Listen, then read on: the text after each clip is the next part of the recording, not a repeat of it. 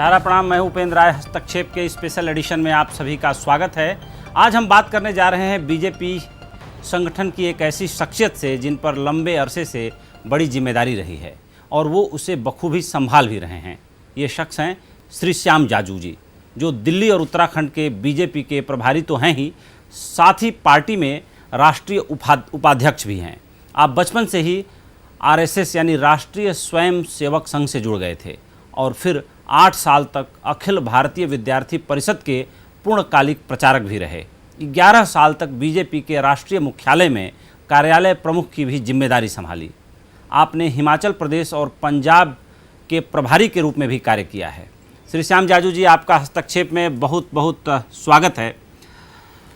पहला सवाल आपसे ले रहा हूं, लद्दाख की गलवान घाटी से चीनी सैनिकों की वापसी को लेकर भारतीय जनता पार्टी का स्टैंड क्या है? क्या ये कहा जा सकता है कि एलएसी पर मई से पूर्व की यथास्थिति बहाल हो गई है?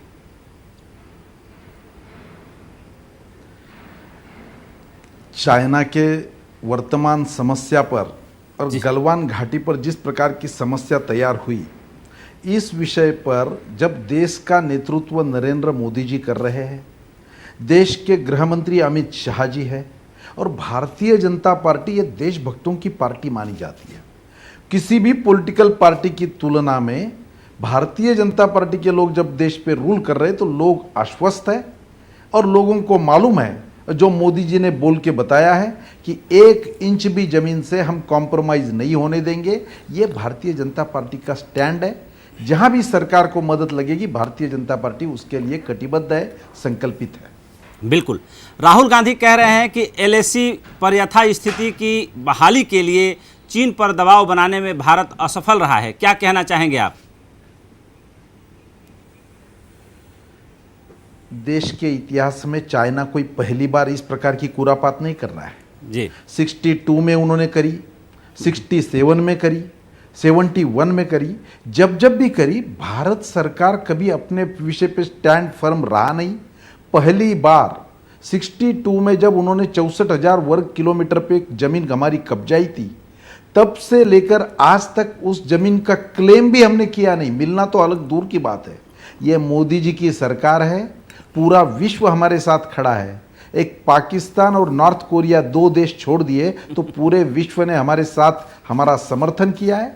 भारत की विश्वासार्हता बढ़ी है, भारत की क्रेडिबिलिटी बढ़ी है। बहुत बेहतर जवाब दे रहे हैं आप। राहुल गांधी कह रहे हैं कि 20 सैनिकों की शहादत का चीन ने कोई जवाब नहीं दिया और उल्टे हमारे वीरों की कुर्बानी को चीन अपने पक्ष में भुना रहा है। उनका ये भी कहना है कि गलवान घाटी में भारतीय पोजीशन को लेकर तस्वीर साफ नहीं की जा रही है और जो प्रधानमंत्री हैं वो स्पष्ट नहीं कर पा रहे हैं कि अभी स्थिति वहाँ पर घाटी में क्या है। आप क्या कहना चाहेंगे? क्या स्थिति स्पष्ट नहीं है? चाइना को सभी ओर से घेरने की बहुत अच्छी रणनीति ये वर्तमान सरकार ने बनाई। पहली बार 7 दिन के अंदर 700 करोड़ के ठेके उनके हमने कैंसिल किए। हमने उनकी 59 ऐप जब कैंसिल की तो दूसरे दिन चाइना के प्रधानमंत्री को बोलना पड़ा कि लड़ाई तो मैप की थी, ये ऐप क्यों कैंसिल कर रहे? यानी पहली बार चाइना को इस प्रकार का दखल लेनी पड़ी। जी। और भारत ने ये बता दिया कि हम नजर में नजर मिलाकर बात करेंगे, किसके आगे झुकेंगे नहीं। और पूरे हमारे सैनिक बल जो इतना हौसला अफजाई करते हैं कि चाइना के सैनिकों को आज पीछे जाना पड़ा। कल से उनकी पीछे हट शुरू हो गई है और मोदी जी के रहते हुए जो पूर्व स्थिति है वो कायम रहेगी। इसी विषय में कोई कॉम्प्रोमाइज नहीं होगा। बहुत बेहतर श्याम जी। कोरोना संकट से निपटने के लिए प्रधानमंत्री श्री नरेंद्र मोदी के आत्मनिर्भर भारत अभियान को बीजेपी किस रूप में देखती है और इसकी सफलता सुनिश्चित करने के लिए भारतीय जनता पार्टी क्या कर रही है? कोरोना की वैश्विक महामारी से पूरा विश्व इस संक्रमण काल से गुजर रहा है। भारत की जिस प्रकार की पॉपुलेशन है और इतने 70-75 साल के बाद भी भारत का जो हेल्थ का इंफ्रास्ट्रक्चर है, उसकी स्थिति देखते हुए लोगों को ऐसा लगा था कि बहुत बड़ा नुकसान भारत का इसमें हो सकता है, हो सकने की स्थिति थी। पर पहले दिन से मोदी जी ने दूरदृष्टि बताते हुए पहले जनता कर्फ्यू लिया, फिर लॉकडाउन का निर्णय किया, कभी ताली बजा रहे, कभी थाली बजा रहे, कभी लोगों ने दीप जलाए और पुष्प वर्षा की कोरोना वॉरियर्स पे, और पूरा देश में इसको कंट्रोल करने का काम किया। जिस देश में एक भी मास्क नहीं बनता था, जिस देश में एक भी वेंटिलेटर नहीं बनता था, एक भी पीपीई किट नहीं बनता था, वो देश आज ये सब बनाकर एक्सपोर्ट करने वाले देशों में हम हैं। पूरे विश्व में हमने अपने देश को लगने वाली मेडिसिन छोड़कर पूरे विश्व को मेडिसिन हमने दी, और भारत इस संवेदनशील पीरियड में इन लोगों को कैसे मददगार साबित हो सकता है ये हमने किया। तो मुझे ऐसा लगता है कि भारत में ये जो आत्मनिर्भर का पैकेज, लोगों को आश्चर्य लगा कि 20 लाख करोड़ कहाँ से लाओगे, और मोदी जी ने ये करके दिखाया। उसमें से 3 लाख करोड़ तो डायरेक्ट मदद के रूप में, सब्सिडी के रूप में, लोगों के अकाउंट में पैसा डालने के रूप में वो तो काम कर रहे हैं। उसके साथ साथ 17 लाख करोड़ इस देश का डिफेंस का इंफ्रास्ट्रक्चर है, माइनिंग है, इस देश में रोजगार क्रिएट करने के लिए एमएसएमई के लिए 3 लाख करोड़ का पैकेज है, किसान के लिए हर्बल खेती के लिए 500 करोड़ का पैकेज है। यह सब करते करते इस सरकार ने यह बताया कि केवल हम इस कोरोना से संकट से जूझेंगे नहीं, इसको अपॉर्चुनिटी के अवसर में हम इसको कन्वर्ट करेंगे और देश को आगे ले जाएंगे। आने वाले दिनों के सब देख के दूरदृष्टि से मोदी जी ने यह आत्मनिर्भर पैकेज दिया है, और उसका किसानी से लेके, गांव से लेके, शहर के सभी माइग्रेटेड मजदूरों को लेकर सब बहुत अच्छा उसका एप्रिसिएशन है, और लोग खुश है। 1 रुपया भी करप्शन ना होते हुए इतनी बड़ी योजना देश में एग्जीक्यूट होती है, ये देश में पहला उदाहरण है। बिल्कुल। चीनी ऐप पर पाबंदी के बाद देश में वोकल फॉर लोकल का नारा और तेजी से बुलंद होने लगा है, लेकिन आर्थिक संकट के इस दौर में ग्रामीण अर्थव्यवस्था में डिमांड बढ़ाना बड़ी चुनौती है। इस बारे में आपकी क्या राय है कि ग्रामीण लोगों के अंदर डिमांड आए, वो चीज़ों को फिर से खरीदना शुरू करें, बाजार पहुँचें और जो है अपनी सामान्य स्थिति को वापस से प्राप्त करें, इसको लेकर के क्या है?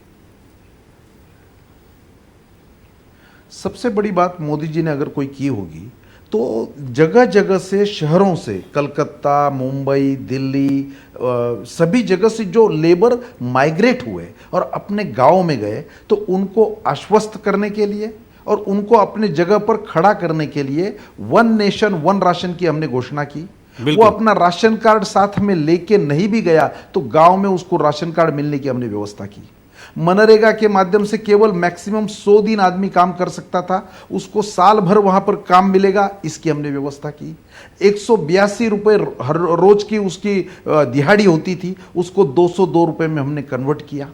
किसानों के अकाउंट में डायरेक्ट पहला सम्मान राशि का सब इंस्टॉलमेंट हमने भेज दिया। पूरे देश के किसान उससे लाभान्वित है।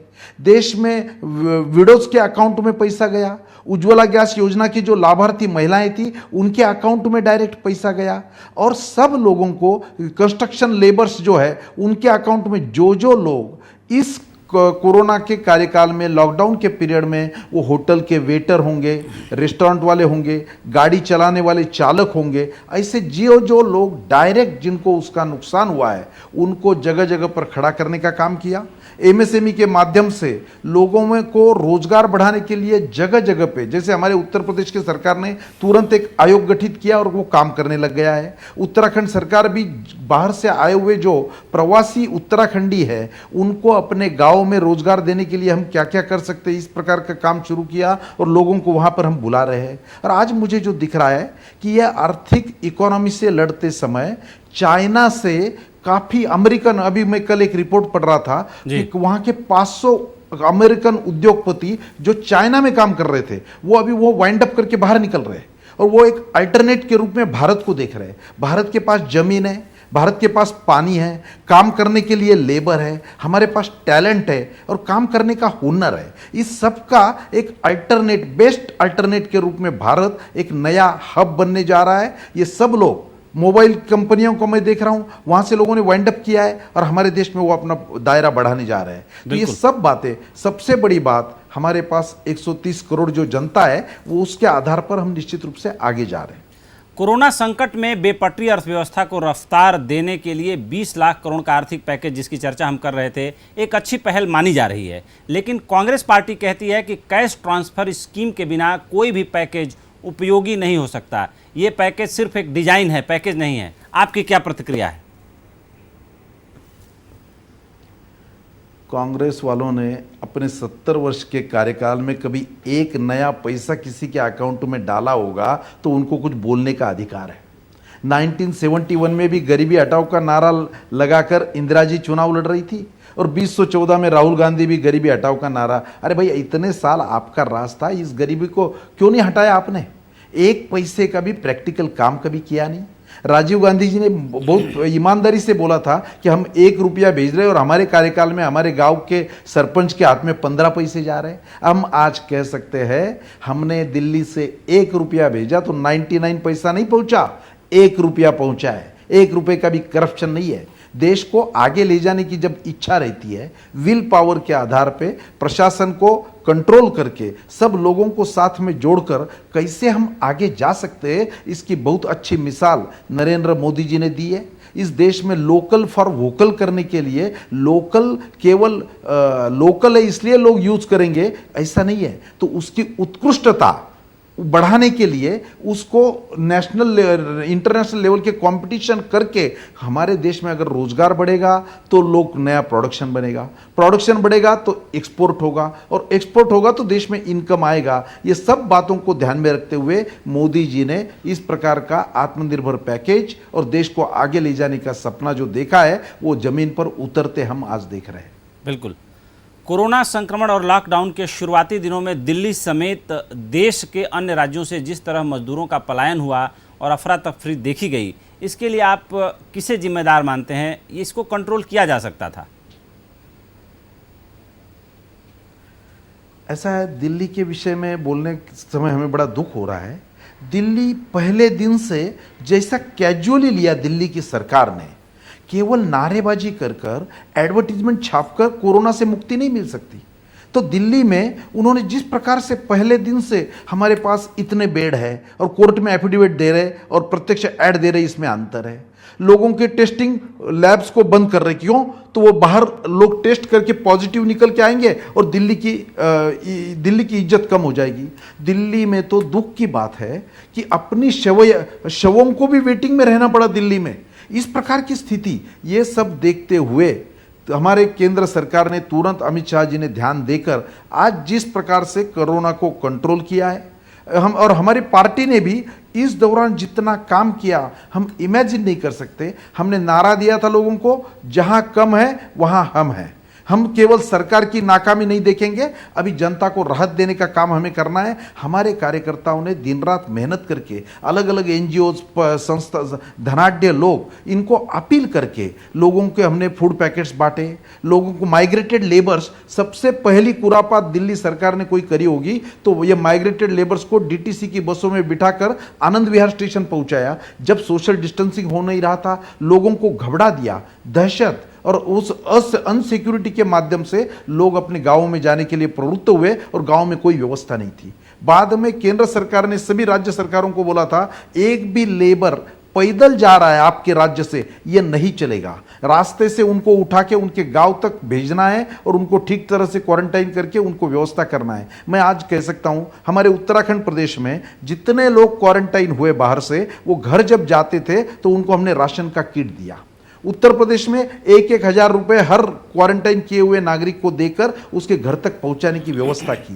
बहुत इतना बड़ा उत्तर प्रदेश भी कैसे योगी जी ने कंट्रोल किया, एक अच्छी मिसाल है। और इसके उल्टा दिल्ली में मात्र हम देख रहे हैं, दिल्ली में जिस प्रकार से इसका प्रादुर्भाव बढ़ गया और कैजुअली लिया गया, बाद में शराब की दुकानें भी खोलने का इतना जल्दबाजी में निर्णय किया, ये सब बातें हास्यास्पद होकर दिल्ली में कोरोना बढ़ता गया है। पर मुझे कहने में 1-2 दिन के मैं देख रहा हूँ, गए 48 तास में 48 आवर्स में ये मामला कम हो रहा है और दिल्ली में बहुत अच्छा इलाज भी हो रहा है और लोग ठीक होने की प्रक्रिया में भी सुधार आया है। बहुत बेहतर श्याम जी। दिल्ली में कोरोना संक्रमण के मामले बढ़ने के पीछे आप व्यक्तिगत रूप से क्या कारण मानते हैं? हालांकि कुछ कारण आपने गिना भी दिया, आखिर क्या वजह रही कि केंद्र सरकार को, गृह मंत्री को स्वयं आगे आके कमान संभालनी पड़ी और चीज़ों को हाथ में लेना पड़ा। एलएनजेपी हॉस्पिटल भी वो गए और काफ़ी जो एलएनजेपी हॉस्पिटल का एक विजुअल एक चैनल पे चला था, उसके बाद उन्होंने ये कदम उठाया। तो क्या जो एलएनजेपी हॉस्पिटल में अव्यवस्था की जो बात सामने आई थी वो सही थी, और उसको देखने के बाद गृह मंत्री जी ने सारी चीज़ों को के ऊपर एक बड़ा और कठोर निर्णय लेकर के सब चीज़ों को कंट्रोल करने का पहल किया, या जो है दिल्ली में चीज़ें कंट्रोल नहीं हो पा रही थी, आप आम आदमी पार्टी सरकार से ये वजह रही? सबसे बड़ी बात, ऐसे महामारी के समय सबसे अपडेट व्यवस्था कोई चाहिए तो वहाँ के अस्पताल, वहाँ के डॉक्टर्स, वहाँ की नर्सेस। और ये बीमारी ऐसी है कि इसका जैसे संक्रमण होता है, सब डॉक्टरों को भी पीपीई किट पहनकर मास्क लगाकर इलाज करना पड़ रहा है। खुद की जान हथेली पर रखकर लोगों के लिए दिन रात इस प्रकार का काम करना अपने आप में बहुत बड़ा चैलेंज था, चुनौती थी। शुरू के कई दिनों में मैंने देखा डॉक्टरों के लिए पीपीई किट नहीं है। केंद्र सरकार ने पीपीई किट, मास्क इतने बड़े सप्लाई करने के बावजूद दिल्ली सरकार वो भी सप्लाई करने में जब असमर्थ हुई तो कई तो दिल्ली सरकार के अस्पतालों में डॉक्टर्स ने रास्ते पे आके उसका प्रदर्शन किया कि भाई ये अगर नहीं मिलेंगे तो हम काम करने के लायक नहीं रहेंगे। आखिर कई सामाजिक संस्थाएं भी आगे आई, केंद्र सरकार ने भी मदद दी और इन सबको पीपीई किट, ये जो आवश्यक साहित्य है वो हमने देने की कोशिश की। जहाँ तक एलएनजेपी हॉस्पिटल का सवाल है, दिल्ली सरकार के वहाँ पर जो डॉक्टर्स काम कर रहे थे, जो नर्सेस काम कर रही थी, उनके लिए खाने पीने की आप ठीक व्यवस्था नहीं करोगे, उनको ठीक ढंग से नज़दीक, वो तो घर में गाँव जा नहीं सकते अपने घर में, छोटे बच्चों को नहीं मिल सकते, बुजुर्गों को नहीं मिल सकते, तो उनको अलग से रहने की जो ठीक ठाक प्रावधान करना चाहिए, जिसके कारण वो 8 घंटा 12 घंटा ठीक ड्यूटी कर सके, वो भी व्यवस्था दिल्ली में नहीं हो रही थी। ये सब बातों को देखकर हमने वो सब बातें की, रैपिड टेस्टिंग शुरू किया। केजरीवाल जी ने तो घोषणा कर दी कि मैं साउथ कोरिया जैसा इतने लाख लोगों का मैं टेस्टिंग कराऊंगा, और यहां जो टेस्टिंग कराने वाली लैब्स है उनको रोक दिया, आप एक भी टेस्ट नहीं कराओगे, और डॉक्टर्स के चिट्ठी बगैर आप टेस्टिंग नहीं कराओगे। अरे ये जीवन जीने का हर आदमी का फंडामेंटल राइट है। किसी आदमी को लगा कि मेरा टेस्ट करना है, ब्लड टेस्ट करना है, वो उसका अधिकार है। कोरोना टेस्ट भी कोई भी कर सकता है, पर उसको भी रोका। आखिर केंद्र सरकार के मध्यस्थी से वो काम शुरू हुआ, रैपिड टेस्टिंग शुरू हुआ, तुरंत रिजल्ट मिलने लगा, और आज मोर देन सफिशिएंट इस प्रकार की बेड्स की व्यवस्था हो गई है। राधा स्वामी सत्संग व्यास की जगह पूरे देश का सबसे बड़ा सेंटर 10,000 बेड का इतने कम पीरियड में सरकार ने खड़ा करके दिखाया है। तो मुझे लगता है दिल्ली की जनता भी आश्वस्त है और ये संकट अब धीरे धीरे कम हो रहा है। बिल्कुल। कोरोना संकट के बीच मोदी सरकार ने अपने दूसरे कार्यकाल का पहला वर्ष पूरा किया। पिछले 1 साल में वैसे तो सरकार के खाते में कई उपलब्धियां दर्ज हैं, लेकिन बीजेपी के नज़रिए से मोदी सरकार के 1 साल के कार्यकाल की आप पार्टी के उपाध्यक्ष होने के नाते सबसे बड़ी उपलब्धि क्या मानते हैं? कौन कौन सी उपलब्धियां 1, 2, 3 के ऑर्डर में रखना चाहेंगे कि पहली उपलब्धि, दूसरी उपलब्धि, तीसरी उपलब्धि? सबसे बड़ी उपलब्धि अगर 1 साल की कोई कहनी होगी जी, तो इस पहले कार्यकाल में 100 दिनों के अंदर कश्मीर का 370 कलम हटाने का जो निर्णय लिया है, ये कश्मीर तक केवल सीमित नहीं है, पूरे देश के अस्मिता से ये जुड़ा हुआ सवाल है। आज़ादी के बाद भी एक प्रदेश में 2 निशान, 2 प्रधान, 2 विधान चलेंगे, और वो नहीं हम होने देंगे। हमारे संस्थापक अध्यक्ष श्यामा प्रसाद मुखर्जी का बलिदान इस पर हुआ है, हमारा नाता उससे जुड़ा हुआ था। हम हर समय नारे लगाते थे। मुझे नहीं मालूम था कि इतने जल्दी, इतने फास्ट हमारी सरकार इस प्रकार के एफिशिएंसी से ये काम करके दिखाएगी। वो सबसे बड़ी उपलब्धि हमारी इस कार्यकाल की रही है। दूसरा, हमारी पार्टी ने भी और हमारे सभी देशभक्त इस देश के लोगों ने देश के अस्मिता का जो विषय जुड़ गया था वो था राम मंदिर का। राम मंदिर के बारे में लोग हमें कहते थे कि आप तो चुनाव के लिए ये मुद्दा यूज करते हो, आप सही रूप से वो कर नहीं पा रहे। पर जब स्थितियां अनुकूल बनी तो हमने आज कोर्ट का डिसीजन भी आया, उसका ट्रस्ट भी बना, और पूरे देश में इतना बड़ा डिसीजन आने के बाद भी देश शांति से इस निर्णय को झेल पाया, और आज वो भव्य और प्रशस्त राम मंदिर बनाने का रास्ता प्रशस्त हो गया, काम शुरू हो गया। मुझे लगता है कि देश की जनता को, हर आदमी को, हर नागरिक को इस निर्णय से बहुत संतुष्टि है और बहुत अच्छी बड़ी उपलब्धि यह है। इस सरकार के कार्यकाल में ट्रिपल तलाक का कानून रद्द हुआ। अरे भाई, वो जब राजीव गांधी के टाइम तो जजमेंट आने के बाद भी वो निर्णय लेने का दमखम ना होने के कारण आज लाखों मुस्लिम बहनें, कोई बेटी है, कोई बहू है, कोई माता है, घर घर में अन्याय बर्दाश्त करती रही है। इससे अमानवीय कानून को रद्द करने का काम हमारे कार्यकाल ने किया, वो भी हमारी बड़ी उपलब्धि है। बिल्कुल। सीएए कानून हमने पारित कर दिया। भाई, मैं जब विदेश में जाता हूं तो मेरे को तो वीसा खत्म होते बाद 1 घंटा भी रुक नहीं सकता, और इस देश में कहां से भी आओ, कहीं से भी आओ, आधार कार्ड बनाओ, वोटर कार्ड बनाओ और यहां के नागरिक बन जाओ। ये क्या धर्मशाला है? उसके लिए भी जो आवश्यक था वो निर्णय इस सरकार ने किया। मुझे लगता है कि इस सरकार की तो 1 साल की बहुत बड़ी उपलब्धियां है, और अभी जो कोरोना से लड़ रहे हैं, अभी चाइना को जिस प्रकार का जवाब दिया, ये सब हमारे कार्यकाल का इफिशिएंस पार्ट है। बिल्कुल। लोकतंत्र में जाहिर सी बात है कि बहुमत हो और सर्वसम्मति से कोई कानून पास हो, सबको उसका स्वागत करना पड़े, ये सरकार का दमखम ही बताता है कि सरकार में कितना दम है। लेकिन सीएए को लेकर के जितनी हिंसा हुई दिल्ली में, जितने लोगों की जानें गई, कुछ अधिकारियों की भी जानें गई, कुछ अधिकारी मौत के मुंह से निकल के आए, ये इस पूरे हिंसा के पीछे आप किसे दोषी मानते हैं? सीएए कानून का स्वागत पूरे देश में हुआ। असम में जहां घूसखोरों की समस्या है, वेस्ट बंगाल में जहां घूसखोरों की समस्या है, वहां भी लोगों को अच्छा लगा। भाई, अगर मेरे घर के सामने किसी की साइकिल भी मैं खड़ी नहीं होने देता हूं, वो मेरा एरिया नहीं है, पर ना, वो मेरा अधिकार है, क्योंकि मेरे घर के सामने मेरा अधिकार है। ऐसा व्यक्तिगत जीवन में आदमी रहता है। और इस देश में कोई कुछ भी दादागिरी, कहां से भी लोग आए, देशद्रोह का काम करे, गुनहगारी करते रहे, क्रिमिनलाइजेशन बढ़ता रहे और हम उसको बर्दाश्त करते रहे, ये कोई आज़ाद देश के आइडेंटिटी है क्या, या आज़ाद देश का परिचय है क्या? तो मुझे ऐसा लगता है कि सरकार ने बहुत अच्छी तरह से उसका निर्णय लिया और पूरे देश में एग्जीक्यूट किया। कई जगह पे, कई सेंटर पे, अभी इतना बड़ा पॉपुलेशन वाले देश पे कई जगह पे ये देशद्रोही लोग ताकते वहां पर एकत्रित होकर, जो शाहीन बाग का मामला हुआ है, पर उसका भी कारण है, मुझे लगता है कि वो शाहीन बाग के कारण भी देश में जागृति बढ़ी है।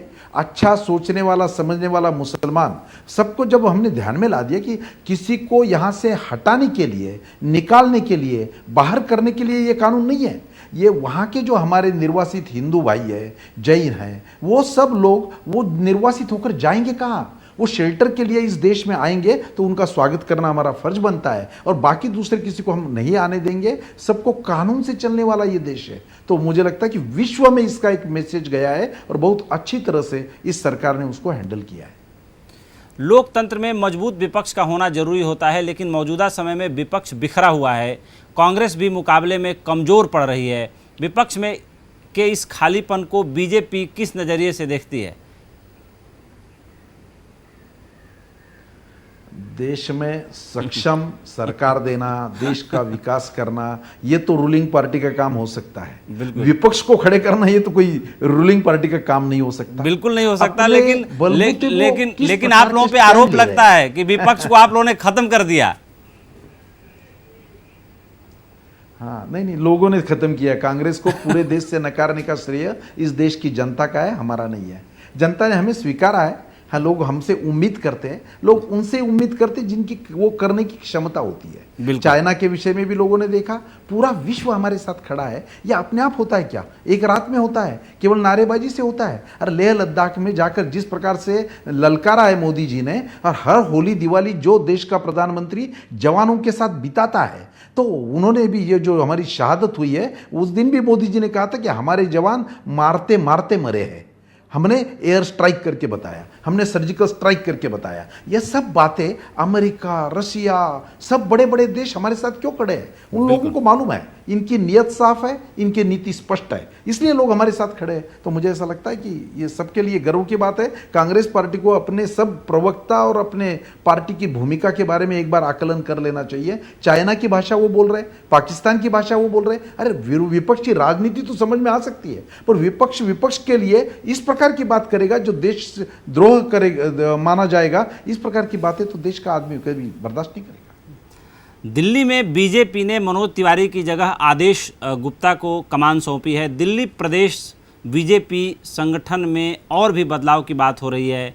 क्या आम आदमी पार्टी को चुनौती देने के लिए बीजेपी पूरी टीम बदल रही है, नई रणनीति पे काम कर रही है, या बीजेपी कुछ और संदेश देना चाह रही है दिल्ली के लोगों को? ऐसा है, विश्व की सबसे बड़ी जो पॉलिटिकल पार्टी है जो लोकतंत्र से चलती है, उस पार्टी का मैं राष्ट्रीय उपाध्यक्ष हूँ जी। ये मेरी पार्टी है जहाँ सामान्य कार्यकर्ता भी पार्टी का राष्ट्रीय अध्यक्ष हो सकता है। ये इस देश में कई व्यक्तिवादी पार्टी है, मुलायम सिंह जी की पार्टी है, ममता बनर्जी की पार्टी है, मायावती की पार्टी है, जहाँ कोई एक व्यक्ति यानी पार्टी है। यहाँ कई पॉलिटिकल पार्टी एक परिवार की पार्टी है। एक कांग्रेस पार्टी गांधी परिवार चला रहा है, दूसरा कोई उस पार्टी का नेता नहीं बन सकता।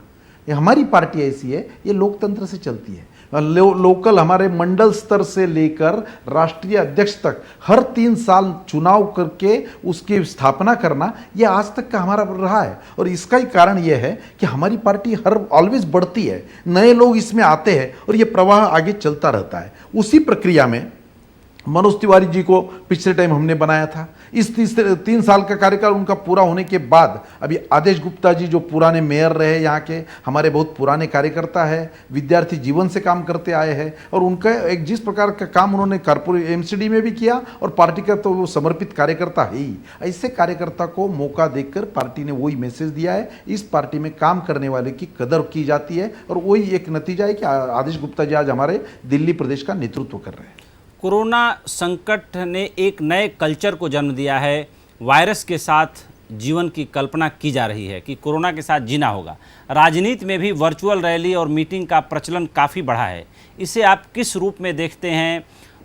जिस तरीके से लोगों का समय बच रहा है, वर्चुअल रैली में खर्चे कम हो रहे हैं, क्या भविष्य में भी भारतीय जनता पार्टी जैसी विश्व की विशालतम पार्टी एक नया मॉडल, एक नया संदेश देने की दिशा में काम करेगी क्या इस पर? बहुत अच्छा क्वेश्चन आपने किया है। हमें भी पुरानी आदत है, हमारी कार्यपद्धति भी पुरानी थी। आता है याद मुझे बीता हुआ जमाना, कार्यक्रमों में जाना और फूलमालाएं लेना। मीटिंगों के खातिर आते थे बहुत जगह घूम के, अब वेबिनार और वर्चुअल रैली कर रहे हैं स्काइप और झूम पे। आज इस प्रकार का ये काम करना पड़ रहा है, पर हमारी पार्टी की एक विशेषता है जी, जैसी भी स्थिति आएगी उसमें हमारी पार्टी सक्रिय रहती है, निरंतर काम करती है। इस कोरोना के कार्यकाल में भी हमारे लोगों ने जो सेवा भाव से जमीन पर उतरकर जो काम किया, प्रशासन को जो मदद की, मिलिट्री को, पुलिस वालों को, डॉक्टर्स को जो मदद की, वो निश्चित रूप से हमारे पार्टी का गर्व और स्वाभिमान बढ़ाने वाली बात है। उसके साथ साथ हमने वर्चुअल रैली शुरू की।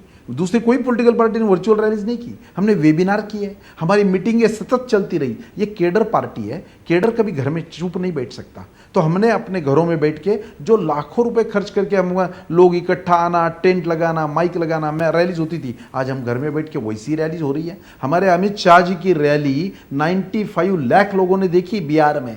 हमारे नड्डा जी का अभी कार्यक्रम हुआ वेस्ट बंगाल का, श्यामा प्रसाद मुखर्जी के बारे में, पूरा देश उसको देख रहा था। फेसबुक लाइव है, ये सब बातों का उपयोग हमने किया, ट्विटर, फेसबुक लाइव, इस प्रकार की वर्चुअल रैलीज, और इसके माध्यम से हमने जनता से अपना संपर्क जोड़ा है। और अभी के सभी संकेतों का ध्यान रखकर, सोशल डिस्टेंसिंग रखकर, मास्क लगाकर हम ये अपना काम कर रहे हैं, और इसके आधार पर हमारी पार्टी जनता तक पहुंच रही है। श्याम जी, हम लोग अपने इंटरव्यू के आखिरी चरण में पहुंच चुके हैं। आखिरी 2 सवाल हैं। तो जो सेकेंड लास्ट क्वेश्चन है वो ये है कि अमित शाह जी के जब वो अध्यक्ष थे, उनके कार्यकाल में भारतीय जनता पार्टी ने घोषणा किया कि हम अब विश्व की विशालतम पार्टी बन चुके हैं। मैं अमित शाह जी की खूबियों के बारे में आपसे जानना चाहूँगा। आपने बहुत करीबी से उनके साथ काम किया है और अभी भी आप काम कर रहे हैं, कि उनके अंदर इतना जज्बा, इतनी ऊर्जा, इतना परिश्रम करने की शक्ति कहाँ से आती है? ऐसा है, अमित शाह जी, इनका कार्यकाल जैसे वो संघ के स्वयंसेवक रहे, घर के उनके संस्कार रहे, माता जी का जो परिणाम संस्कार रहे, जेबी कृपलानी उनके घर पे 8 दिन रुके थे। एक धार्मिक परिवार से आकर जब उन्होंने अपने युवा मोर्चा के माध्यम से इस पार्टी का काम करना शुरू किया, तो एक जमीनी स्तर पर काम करके जो आदमी ऊपर आता है, उसको स्वाभाविक जमीन का पूरा आकलन रहता है, कार्यकर्ताओं के बारे में असेसमेंट रहता है। और सबसे बड़ी बात अमित शाह जी की कोई अगर होगी तो वो एक बिंदास निर्णय लेने वाले, और एक आध बार निर्णय लिया तो उसके इम्प्लीमेंटेशन के लिए चाहे जितनी ताकत लगे वो पीछे ना हटने वाले, इस प्रकार के एक जिनकी क्लैरिटी है, वैचारिक थिंकिंग में क्लैरिटी है, सोचने में एक क्लैरिटी है और समाज को आगे ले जाने का एक हुनर है। इसलिए मैं दोनों में देखता हूँ, अमित शाह जी हो या हमारे नरेंद्र भाई मोदी जी हो, इनका काम करने का जो स्टाइल है, कितने घंटे वो काम करते हैं, हम थक जाते हैं उनको देख देख के। एक आध वो जो यूपी में 80 में से 73 सीटें जब जीती थी तो किसी को भी लगता था अगर हम पहले बोलते तो लोगों को सच नहीं लगता था। वो पराक्रम अमित शाह जी ने करके दिखाया। वेस्ट बंगाल में जितनी सीटें हमने लाई 19, जो हमारी 0 सीटें थी लोकसभा, वहां हमने आज करके दिखाया। जो आसाम में 3/4 मेजोरिटी कभी हमारी आ सकती है क्या? वो अमित शाह जी ऐसे है, एक बात मन में ठान लेते हैं, उसमें पूरी ताकत लगाते हैं और पूरे केडर को जो प्रेरणा देते हैं। सबसे बड़ी बात, अपने लाइफ में उन्होंने जितनी भर्त्सना, जितना तड़ीपार उनको होना पड़ा, अपने घर से दूर रहना पड़ा, जेल में रहना पड़ा, ये सब बातें झूठे आरोपों के कारण बाद में वो निर्दोष साबित हो गए, पर तो भी पार्टी की विचारधारा में कोई कॉम्प्रोमाइज नहीं किया और पूरे देश को उन्होंने जो नेतृत्व दिया, इसलिए उनके नेतृत्व पर, नरेंद्र भाई के नेतृत्व पर हमें गर्व होता है। ऐसी लीडरशिप हमारे पार्टी में है, ये हमारा भाग्य है। प्रधानमंत्री जी के बारे में भी आपसे एक सवाल पूछ ही लेता हूँ। प्रधानमंत्री श्री नरेंद्र मोदी इतने विशेष क्यों हैं? उनके नेतृत्व का लोहा आज पूरी दुनिया कैसे मान रहा है? उनकी क्या क्या खूबियां हैं, उसके बारे में जरा हमारे दर्शकों को बताएं। नरेंद्र मोदी जी की सबसे बड़ी बात मैं जो देखता हूं, उनकी संवेदनशीलता जी, उनका समय पर स्पॉन्टेनियस डिसीजन लेना और जनहित के बारे में थोड़ा भी किंतु परंतु जिनके मन में नहीं आता है, और कोई भी गुनहगार का समर्थन नहीं करेंगे, क्लैरिटी जिनके विचार में है, और जिन्होंने गरीबी से जिनका कार्यकाल शुरू हुआ है, जिन्होंने गरीबी देखी है नज़दीक से, तो स्वाभाविक रूप से देश का गरीब, देश का पिछड़ा आदमी, देहात में रहने वाला आदमी, मजदूर, किसान, इनके बारे में जो उनका लगन है, इसकी कोई हम तुलना नहीं कर सकते। और ऐसी अटैचमेंट वाला, ऐसी इन्वॉल्वमेंट वाला आदमी, उसके हाथ में जब पावर आती है तो सबसे पहले इनको राहत देने का काम वो करते हैं। उन्होंने जो बड़े बड़े डिसीजन किए, जीएसटी वाला होगा, नोटबंदी वाला होगा, ये सब, या देश के संरक्षण के इतने बड़े कानून, इतना बड़ा परचेस और देश को सशक्त और समर्थ बनाने की ताकत, ये उनकी विल पावर है। तो मुझे ऐसा लगता है कि उनकी संवेदनशीलता, उनका व्यवहार, उनकी मेहनत, उनकी कर्मठता और ये सब बातें और उनकी व्यवहार कुशलता, इसके कारण आज वो सबके लिए एक आदर्श के रूप में हमारे सबके जीवन में। श्याम जी, आपने सहारा न्यूज़ नेटवर्क से बातचीत करने के लिए समय निकाला, दिल की गहराइयों से आपका धन्यवाद करता हूं। तो दर्शकों, आपने देखा भारतीय जनता पार्टी के राष्ट्रीय उपाध्यक्ष श्री श्याम जाजू जी को, जिन्होंने सहारा न्यूज़ नेटवर्क से पूछे गए सभी सवालों का बहुत बेबाकी से जवाब दिया।